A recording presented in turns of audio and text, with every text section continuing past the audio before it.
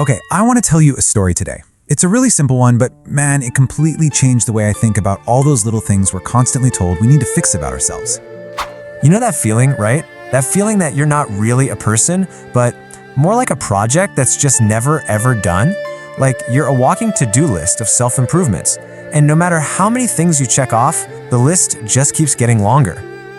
And that voice in your head, it is just relentless. It's always whispering, if I could just be more confident or more outgoing or smarter. You know, if I could just lose these last 10 pounds, or if I could stop being so awkward at parties, or get rid of this weird laugh I have. Then I would finally be good enough. Then I could finally be happy. We spend so much of our lives chasing that conditional happiness, totally convinced that we have to sand ourselves down until we're perfectly smooth to deserve it. But what if that whole mindset, what if it's just wrong? There's a story that explains this perfectly. So picture this. Deep in a beautiful Japanese Zen garden, there lived a rock named Jag. And Jag was convinced he had a very, very big problem. See, Jag was nothing like the other rocks in the garden. The river stones, they were all smooth and round and shiny, totally flawless. They were kind of like the cool kids of the garden. But Jag was jagged.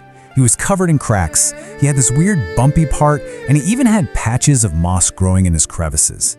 Every single time he saw his reflection, all he could think was, I am broken. So what did he do? He came up with a plan to fix himself. He spent his days painfully trying to sand down his sharp edges. He tried to cover his moss with dirt, but of course, it just kept growing back. He would even hold his breath and try to squeeze his cracks together to make them disappear. It was totally exhausting, and you know what? It never worked. Then one day, the master gardener arrived. It was the big day. He was there to choose the single most important rock, the centerpiece for the entire garden. All those smooth, perfect stones started puffing out their chests, practically yelling, "Pick me! I'm flawless! I don't need any work!" And Jag just panicked, absolutely sure he was about to get tossed into the reject pile. But the gardener walked right past all those shiny, perfect stones, and he stopped right in front of Jag. He smiled, and he gently brushed the dirt away from Jag's moss, and he traced the biggest crack with his finger. The other stones just couldn't believe it. "Why him?" they shouted. "He's broken."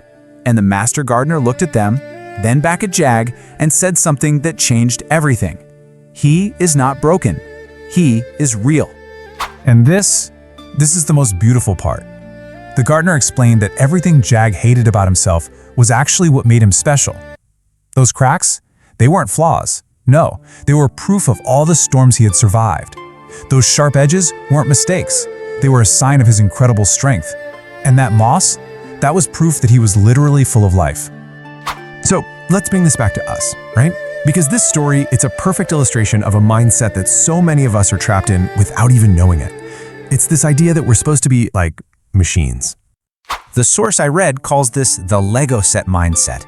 Think about it. When you build a Lego set, if a piece doesn't fit or it's warped, the whole thing is considered broken, right? It has to be fixed so it can match that perfect picture on the box. We do this to ourselves all the time. We think our anxiety or our shyness or our funny quirks are just broken parts that need to be swapped out.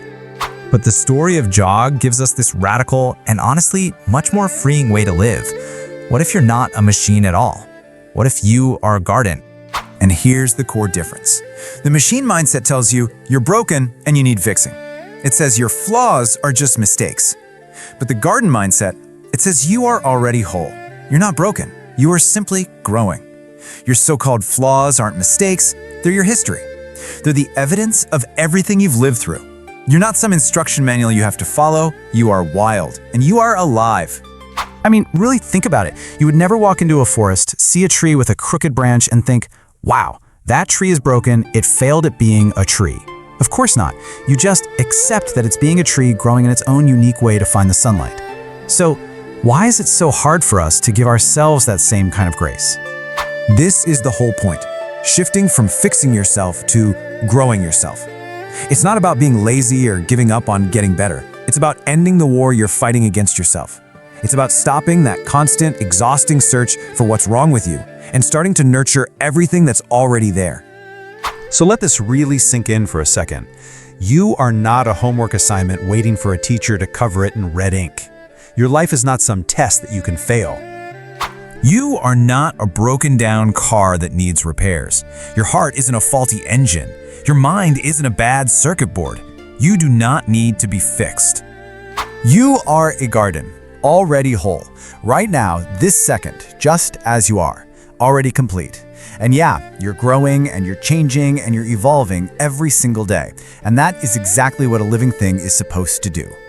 So I'm just going to leave you with this one question to think about. What is your crack? What's your sharp edge or your patch of moss? What is that one part of you that you have been trying so hard to fix that might actually be the most beautiful, the most real, and the most alive thing about you?